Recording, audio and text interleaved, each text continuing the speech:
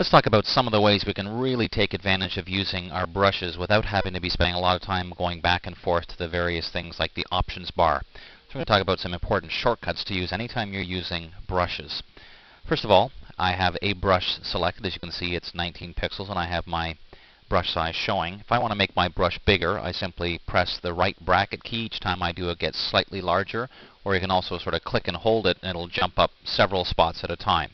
And that just makes your brush considerably bigger. Left bracket will make it smaller. And if you look up in the top in the options bar, you can see the size you're getting. So let's just make it a little bit smaller so we can compare here. As I'm painting, right now I have a hard edge brush. If I want to make it softer, I press Shift and the left bracket. And as I do that, you'll see that it's made the brush edge a little softer. If I continue pressing that a few times, it makes it softer and softer. It's not actually changing the size of the brush, but it is changing the softness of it. So Shift left bracket makes softer, Shift right bracket makes it harder. As I'm painting, if I want to change the opacity, you can see that right now the opacity is set to 100%. Instead of moving my mouse, I can just press a number. For example, 5 would be 50%, 6 would be 60%, and so on. So as you can see, I'm not moving my mouse up there. I'm just pressing the first number of whatever I want the opacity to be. If you want to go back to 100, you type 0. Now, if you want to change the flow, you have to hold down the Shift key. So if you press Shift 5 or Shift 6, 7, and so on, it will change the flow. And in Photoshop 7, they introduced this airbrush toggle switch, which means there isn't actually a separate airbrush tool anymore, but you must turn on that option if you want to use airbrush. Well, there's a little shortcut, a little bit odd but hidden. It's Option Shift or Alt Shift P will turn on that airbrush function.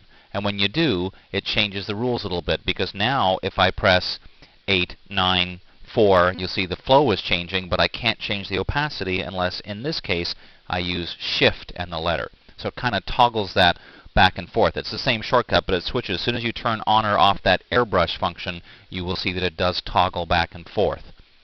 The other way that's very interesting to access brushes is really quick, especially if you want to get to a particular brush, is you just hold down the Control key on the Macintosh or right-click on Windows. Now the trick is, don't let go of the mouse. A lot of people pop up this menu and then let go. That works, but here's an even better way.